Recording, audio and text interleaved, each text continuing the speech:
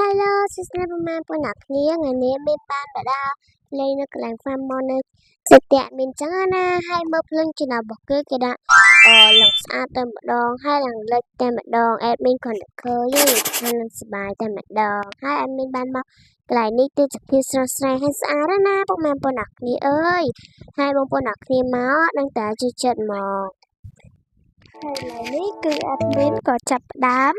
បានឡើងទៅលើហើយគឺមាន Panda ទៀតហើយឥឡូវ admin តូចគឺកំពុងលើ Panda មានកម្មាប់ចិត្តណាឥឡូវនេះគឺយើងចូលមកមើល Panda មានតូចម្ដងវិញឥឡូវចាប់ដើមណាវ៉ាឥឡូវនេះមកមើល Panda មានតូចនេះហាគឺមាន